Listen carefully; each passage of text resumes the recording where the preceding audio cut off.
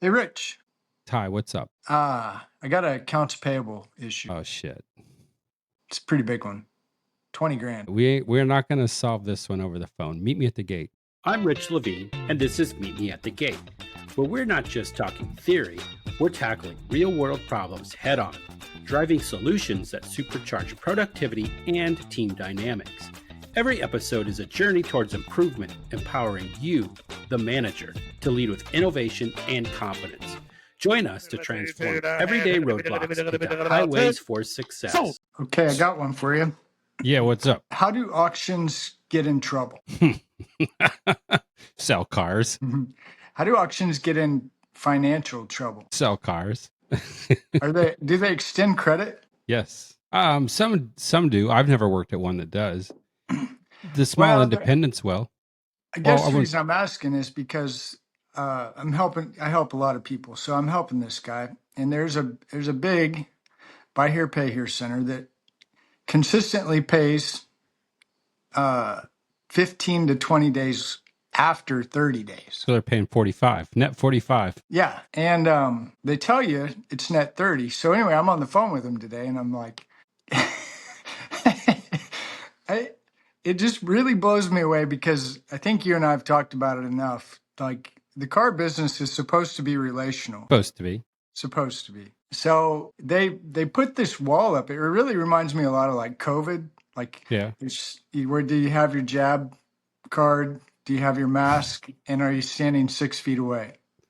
Otherwise, we are not going to deal with you. So are you talking a physical wall or a virtual wall? Well, try to go to headquarters, which I have. That's a different story too. Yeah.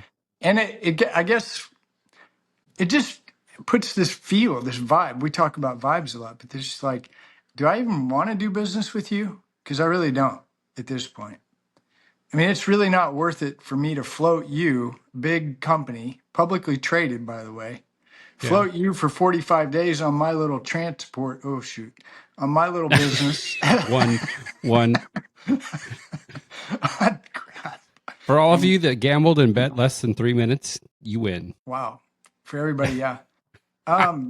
So I was just curious because I've done business with a lot of auctions. I'm helping guys that do business with a lot of auctions, and auctions pay like bang. I mean, so they get the invoice, just the check's on the way. It's nuts. So I'm just wondering, what's the difference between a publicly traded car business and an auction? Ownership. There shouldn't be a difference. There isn't. I think it depends on who owns it, who runs it. The big corporations are going to be. I don't think the big A, Brand X, AAA, any of them are going to do anything ASAP. They're gonna watch their cash flow. That's what they're in it for. So if they can get away with net 30 or contracted at net 30, they'll wait till day 29 to pay it. The small mom and pops are ones of the religious ones. But one thing you mentioned is said it's a relationship business. Totally agree until greed and money get in the way. And then once greed and money are in the way, then it's all over. Right. Right. So, and on the phone today, I thought of you actually, because you talk about what are the 4 P's? Plans, processes, products, and profits. Okay. So the person that I'm talking to on the phone is literally a robot, and it falls into those 4 P's. So we're all looking at the same thing. I'm looking at a piece of paper. She's looking at a screen. Invoice number, blah, blah, blah, blah, blah. This much. Check in the mail? Yeah. Okay, great. Making progress. Yep. There's 6 of them in the checks. Yep. Okay, can you tell me what the total is for that? Nope. I could have told you that. You're looking at it. You cannot tell me. I mean, I started laughing. I was so blown away that you are literally on the other side looking at the same thing I'm looking at. And all I'm asking is just a real simple question. Does your check equal this much money? Sorry, I can't tell you. It comes down to what you pay them in robot skills, like you just said. And everybody getting ingrained in this process. We got to do this process. Here it is, process. Right. Plans. But I've actually met this person because I went to corporate. The person that's on the other line, I've met him. Yeah. And the whole time I'm looking, I'm like, this is not your personality. This role that they are conditioning and training you to do is not your personality. I'm a nice guy. Wait till the Russians get a hold of you. I'm Well, not so joking. here, yeah. So that's one thing I talk about. So here it is. If you bet 5 minutes on me, leadership. One of the things I talk about in leadership is the personality. And there's what I call front stage, backstage. Front stage is what everybody sees or what we put on as a show. Like, hey, so whatever this person is, you said it's not her personality. Well, she's in the front stage. She's acting, portraying what it is she's supposed to be doing in this accounting role. And then you go home and you watch her, like you said, you've seen her outside in a different environment. You go watch her there, that's backstage, like the dressing room, locker room, whatever you want to call it for a theater. And they're like themselves. Yeah, exactly. So, a lot of times that's what people got to understand is when you go to work, just be yourself. And that's why we talk about Yeah, but you authenticity. can't. If you're with this, No, you can't. You're absolutely right. That's a shitty culture. you can't. So I'm looking at this situation. Believe me, I've 24 years of this business. I have lit plenty of people up and had to go back and apologize for being 24 a years total of what business? car business. Good try. What were you driving? I was a transport guy. There you go. Two. 24 years in the transport business. That one We doesn't got- count because you drug it out on purpose. Sorry. You're right. So we'll just call it one. But get back to your story. 24 years in business. I'll do my best to not interrupt. Well, it doesn't matter. I mean, it's fine. No, I'm it does having matter. fun. We're having a good conversation. The reality of it is that hanging out with you, doing these shows, and just knowing you, reading your book, and following all the things we talk about, you start seeing things a little different, and you start understanding, like, okay, I know what I'm dealing with now. And so my advice to anybody watching or listening would be go ahead and get the book and schedule some kind of an appointment with Rich. And what's it been? We've been buddies now for 3-4 years. Ooh, yeah. Right when I wrote the book, it was 21. April of 21, I met you down at, I met you Auto just Intel before Summit. that. Yeah, Auto Intel Summit's when I met you in person, but I'd started talking to you online before you reached out, and I think we did some stuff together virtually. Yeah. And then we met in real life. When we had masks on, we had to show our jab cards to each other. Remember, you were in the bubble because you didn't want anybody to touch you because you were like, not true. Not I was true. over there licking doorknobs. We could go off in a rabbit hole real fast because peanut allergies. Have we ever talked about peanut allergies? No, I've heard about it. So let's just go down a rabbit hole. So you're licking doorknobs to get germs. And what that actually does is actually builds up your immune system. I know people are not going to want to hear this. They're going to come spitting mad and fire is going to come out of their eyeballs. They're probably going to have darts coming out of their ears and razor blades out in their tongue. They're just going to want to. And their hair's on fire. I love that. Hair's on fire. But anyway, peanut allergies. So some of I can't remember which generation it was. I want to say it was some of the millennials. You take your kid to school. Oh, we can't have any nuts here because there's some peanut allergies. Well, I mean, you don't even hear that anymore. I didn't hear about it when I was a kid. Long story short, they actually did a study on this. And the people that had a peanut allergy is because they were neglected to be introduced to peanuts and other nuts early in their diets. They couldn't build up an immune function to defend against that. The book I was reading in this it was fascinating because they talk about the wealthier we become, the smarter we become, the more advanced we become as a society, the more vulnerable and weaker we really are because we overclean, we overprotect. Do this, do that, don't do that. Oh, you're going to get this. I saw a TikTok the other day about some guy who was talking about vaccines, and we don't need to go down that hole, but he said he had 3 or 6 when he was a child, and his kid was supposed to have 72. And it's like, what? So anyway, you need to lick doorknobs. I believe that. Yeah. And All day then- long. Pick your nose too. Nobody wants to hear that. Yeah. Rub your eyes a lot too, like this. All right, so we've either just won a whole lot of people over this podcast, or we just got a shit ton of them just shut it off. So let's get back to cars, and what is it you do? Transport guy. Ty the transport guy. I love it. This is so much fun. Ty the transport guy. Well, the thing is that they all touch. Doesn't matter what you're doing. I think about the detail guy, the recon people. I'm like, yep. Wow. Talk about dirty. Back to this. I'm looking at this situation, back to this original story about accounts payable. So first step where there's a problem is when you call 6 times and you wait 15 minutes and then the phone just cuts you off. There's problem number one. They obviously do not want to answer the phone. What? I mean, no, I'm not lying to you, man. I spent an hour on hold, and it would every 12 to 15 minutes, I got to where I started timing it. It just says, sorry, our phones are having trouble today. Click, goodbye. Oh, man.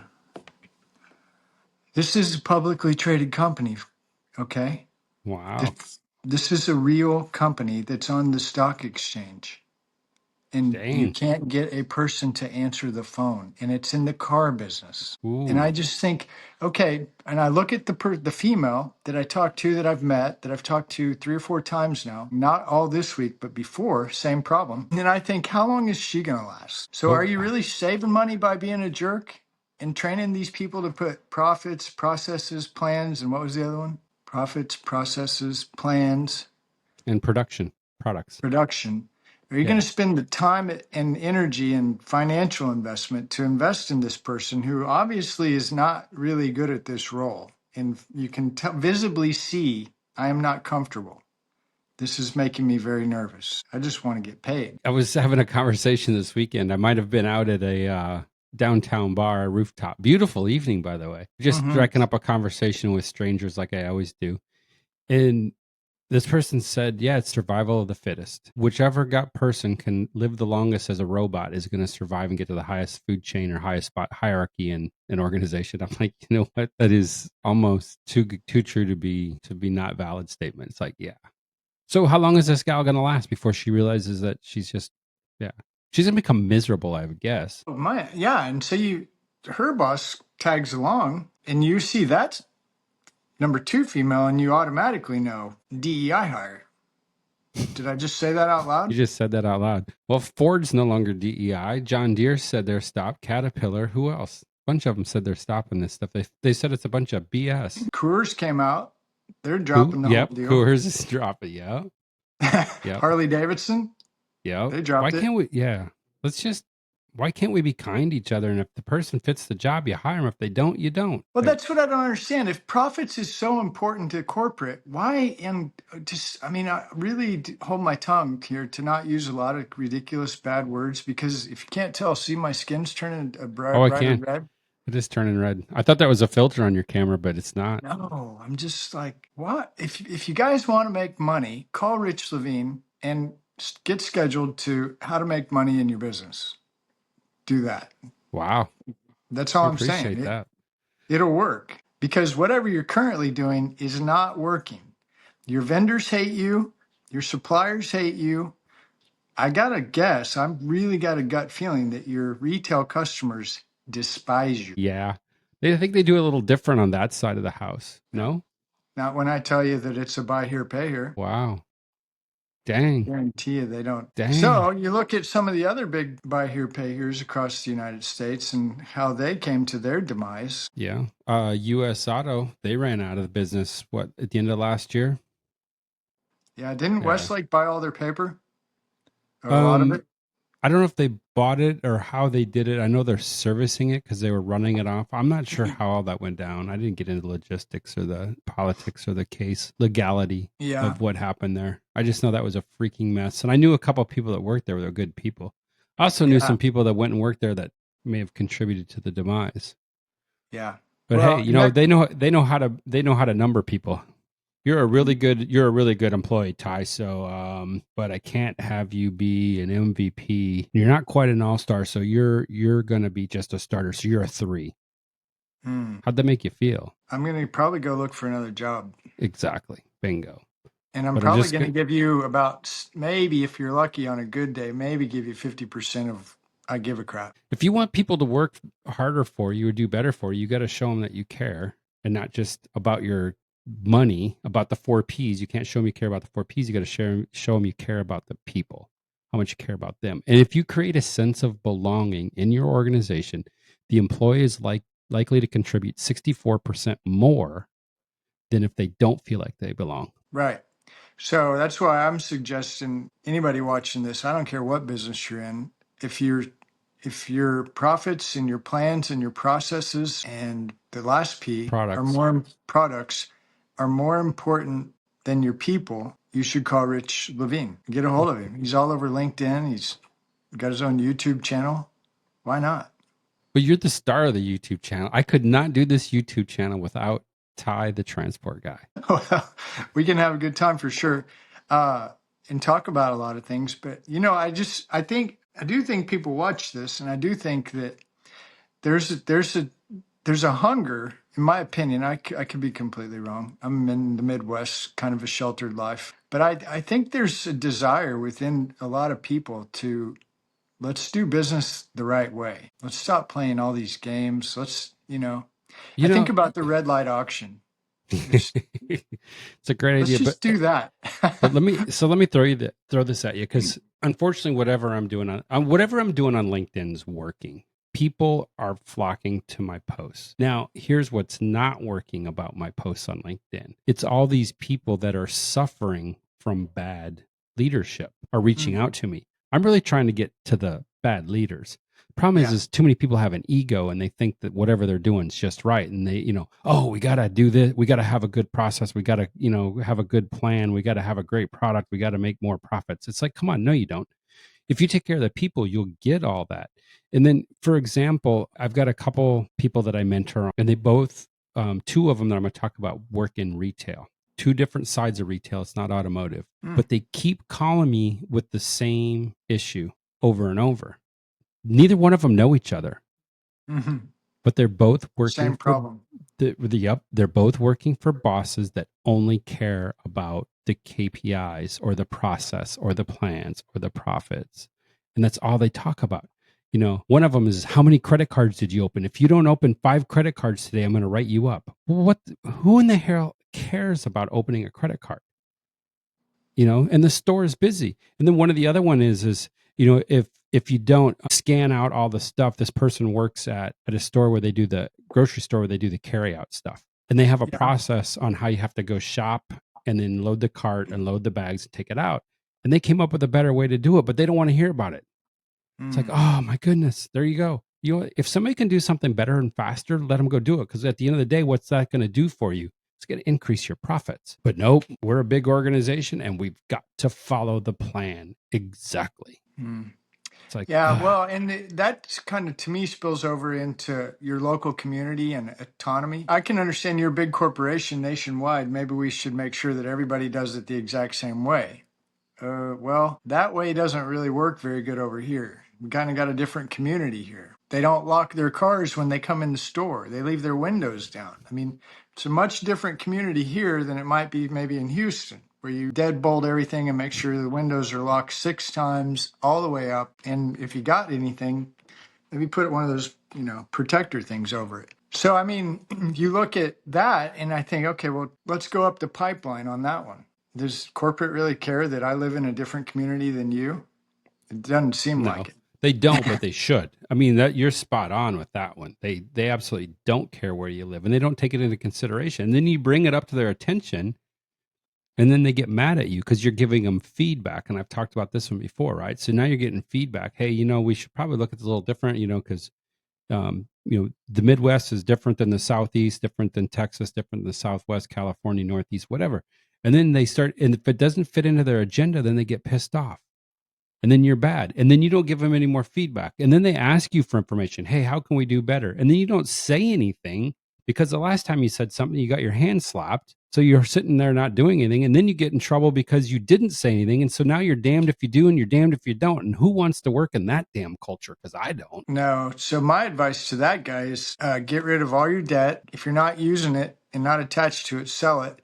Save up as much money as you can and leave. Yep. Because it's not going to get better. Maybe. Nope. I mean, I would like to hope. I'm a pretty optimistic guy. I look at some of the different organizations that you and I are very familiar with, and I think, and wouldn't it be great if they could just turn this around and make it like a place where people want to come and people want to do business? Well, they can do it. It's just a matter of whether they want to do it or not.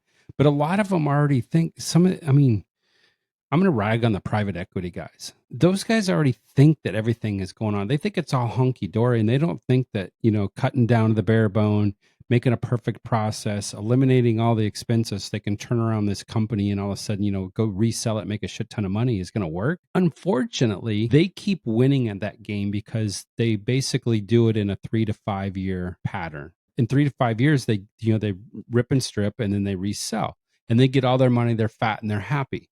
Well, in that 3 to 5 years, that's how long it takes for change. In that 3 to 5 years, you've ruined the culture. So now you go and you sell it and you take it. And so if you're the unfortunate soul that goes and buys a company from one of these guys, you're screwed. It's just going to go downhill unless you have somebody that's really good at standing it up. And the best person I know, I've never met him, Robert Chapman. He owns Barry Waymiller, and they started in St. Louis, Missouri. His grandfather started the company, and they built glass bottles for Anheuser-Busch. His father ended up inheriting the company, and then Robert Chapman ends up buying it from his dad. This is a true story. He wrote this book, and he was buying companies up, and he bought a company. He goes in there in the break room. All the employees are all having fun. It was the Monday before the NCAA tournament. This is before, computers and you do it online, all that stuff. Everybody's got the newspaper out there, all filling in their brackets. They turn it into one guy. Remember those days? Oh, And yeah. he's like, wow, you guys are all having fun. This is really great. And then the bell rings for the factory that he had just bought, and everybody was miserable, instant misery. So he walked around and asked him, he goes, what's going on? And they gave him feedback. He says, well, now the bell rings and now we got to go do this and we got to do that. And if we miss this and we're getting yelled at and all the other stuff, we can't use the payphone. We can't do this. We can't, he goes, he took that to heart and he blew all of it out. And now he is a multi-billionaire. It's a private company. He goes and finds companies that are run into the ground and revives them by keeping the same people and installing a better culture. Yeah. Guy's brilliant. Totally makes sense. Yeah. But back to what you're talking about, though, and I'm assuming we can say you're talking about auctions primarily. Auctions on what? I'm sorry. That come in and buy the auction, the 3 to Oh, 5 yeah. year flip.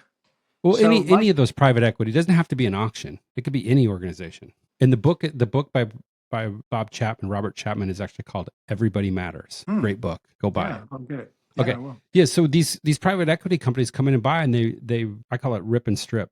And then they go around and they resell it. They just take all the guts and they rip all the expenses out and strip all the employees. There's nothing left. And it's a bare bones company. I'm trying to figure out who you're selling it to, especially if we're talking about an auction. I mean, there's maybe 4, 5 max big players in the game. Yeah. So there's some crazy stuff goes on behind the scenes. Let's just say you have a great big company and you're ripping it and you're stripping it. And you got private equity guys. Well, then they know people. So then they go, hey, we've got this business side. We got the retail car side. We'll just sell it to you. We'll sell it to who's the big one out of Omaha? What's his name? Why Buffett? can't I? Yeah, Buffett. What's the name of his group? Why can't I'm just drawing a complete blank? Berkshire Hathaway. Yeah, Berkshire. So they're going to sell the retail to Berkshire. So now Berkshire goes and buys it. Good luck with that. They might look at it and go, oh, wow, this is really good.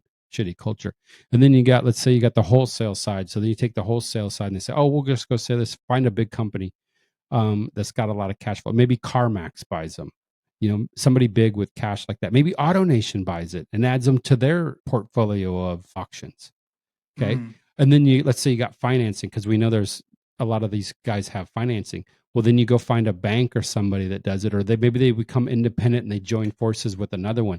You can tear this down, rip it and strip it in a lot of different ways and spin off the different business units and sell them. I mean, look at Manheim owned Dent Wizard for a while. Now they've sold Dent Wizard off because that didn't work. They've had other ones. I know the Big A had a trucking organization one time, and then they sold that off, and then they went and bought another trucking organization. But I think now that's with the open lane side. So, yeah, I mean, if it's just auctions, you got to look bigger than that. They find ways. And unfortunately, what they do when they do that is they ruin people's lives. And we talked about this on the last show. I hope nothing happens in Tulsa, but if you got 2 auctions, what did you say? 4 miles apart, 400 yards apart or something? Crazy close? 4 blocks, like 4 3 blocks. or 4 city blocks. I mean, it's right there. Yeah. I mean, you just scale of economy. They're going to go, oh, we got to make the right business decision here. And, we're going to have to right size the organization. And they're going to use all these words that basically sound like they're really good. And then 40, 50 people are going to get walking papers. So now we're saying that, and everybody's going to come back and blame us for manifesting that in the universe. But you know what? Maybe there's hope. Maybe they have a better plan. Figure out a plan on how you can put them all to work, how you can keep that community going. What can you do? Grow it, make it bigger, do whatever, but take care of the people.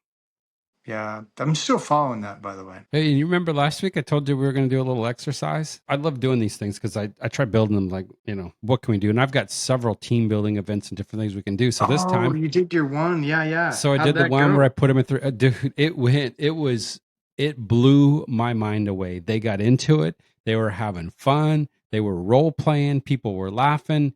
They would make a mistake. They wouldn't get it. They'd say negative words. But what it taught them, the biggest lesson I think they all took away is instead of just saying, no, you can't, don't, won't instantly, they all stopped and thought about how they were going to respond. They didn't react to the situation. So it was awesome. I mean, Yeah. we ended up, so usually Tell everybody what the challenge was.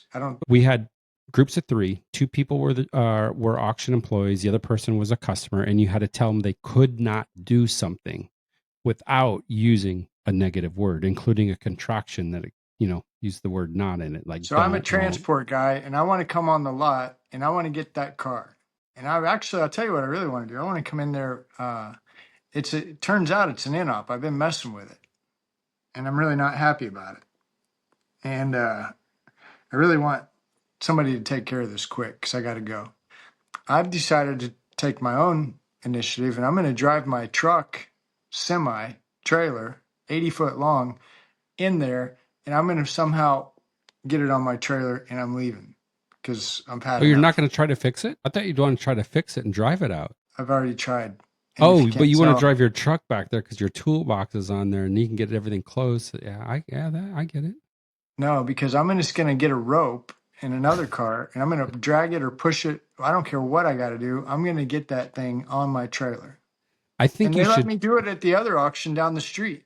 Good for them. But I think you should hook that rope around your rear view mirror, and then you pull on it. That way you got a little bit of leverage. So as you're trying to pull the car up, it's wrapped around your mirror, and you're pulling. It'll just load. You could watch it load. So what you want me? So you want me to do the exercise? Is that what you're saying? So you want me to respond to that? You got your guys out there that you're teaching them how to tell Ty the transport guy, cool as jets, chill out. Without telling him he can't do that. Yeah, that's a pretty good experiment or a challenge. It's hard. It's really hard. I struggle. Very difficult. Yeah, it is. But we've got everybody thinking, and we're just trying to eliminate all the negativity, all the negative energy. Nobody wants to hear that you can't do something. But let's use a sports analogy. So it's the end of a football game. You got a 50-yard field goal to win the game. The last thing you tell the kicker is, don't miss it. Because now what's going to happen? You just put a negative thought in his head, and the only thing he's going to be focused on is don't. Now, remember, I've mentioned on this podcast several times, a negative thought sticks in your brain 2 times as long as a positive thought. So if you don't tell people negative stuff and the only thing they hear is positive stuff, then that even changes their frame. And then they want to be there. It's like, hey, Ty, I see you got your truck ready to go. We're lacking some resources and stuff, but you know what? I think I can probably find a way to help you get this car on there without me actually loading it and without you sweating your butt off. Are you interested in hearing about how we do that? Yes, sir. Sign me up. Great. So this dude down the street has the exact piece of equipment you need. It's going to save it so that everything goes smoothly. The equipment gets on the trailer. There's no damage. And you're ready to rock and roll. Come on with me. Let's make this happen. I've even got some cold iced tea or lemonade for you if you want that, or a cold bottle of water. You in? Whoa. Sign me up all day. Yep. Well, and you start thinking about it, you're like, okay, well, what about the lady behind the desk when the cranky transport guy or cranky dealer comes in and says, I want my gate pass. They say, sorry, I can't give it. It's not paid for. That was one of the exact scenarios we did, and 3 people from the front desk got up there. So I challenged them. I gave them 3 scenarios. I said, one is the transporter comes in, needs a gate pass, it's not paid for, or that they're trying to go on the lot without a gate pass, and you have to stop them. Just politely talk to them, see what you can do to help them. The other one was they want to fix their vehicle on the lot, which we don't allow. Just insurance doesn't do it, liabilities, all the other thing. And the other one was somebody wanted to drive their vehicle around. They wanted to test drive a vehicle on the lot. So I said, you guys pick your battle and do it. But 3 of the front office gals got up and did the one you just said. It was it was hilarious too. They nailed it. They knocked it out of the park. Oh yeah. Oh wow. Good. Yeah. And one of them was the sassy transport driver, and it was hilarious. It was funny. Oh yeah, I get that. It's kind of like they get to mock all the people that come in, and it's Yeah, kind that's of what I'm probably saying. a pressure relief valve. Like, It yes, I was. finally get to make fun of these jerkwads that come in here and stink like dirty butt. Ugh. It's not that bad. It's almost that bad. But hey, they did it. They participated. It was fun. It worked. And yeah, so I can add that to my repertoire of things I can help teams with now. Wow, you should probably do that. What, once a month? Once every 2 months? I try to do stuff, and then I wonder if my team gets bored with me or if they think I'm a goofball. I looked at my team, the management team. I said, "Hey, we're going to do this today," and they're like, "Oh." I think you should probably warn them. I said, "Nope." I said, "We warn them; their brains will start spinning." So we brought them in. We went through our numbers like we do, and had fun. And said, "Okay, here's what we're doing today." And I sprung it on them. We put 7 minutes on the clock. When they were done, I got volunteers. We had 3 groups come up front and do their little skit that they had practiced on. It was fun. We had a lot of fun. Good. That's team building, right? That's building trust. It's building relationship. It's building confidence. It's building hope, right? Hope. Because now we're teaching them how to solve the problems and giving them the skills so that when they're put in that situation, they believe they can do it. And remember, hope is the belief that tomorrow's going to be better than today. So you start giving them these skills. Yeah, what you're saying is you're not walking in and giving them a script. If somebody does this, here's your response. Hell no. That's robot. That's a plan. That's a process. No, we don't do that. So you're telling me in real life, real world, this whole conversation that I started out with was accounts payable, talking to a robot female that's a real person, by the way.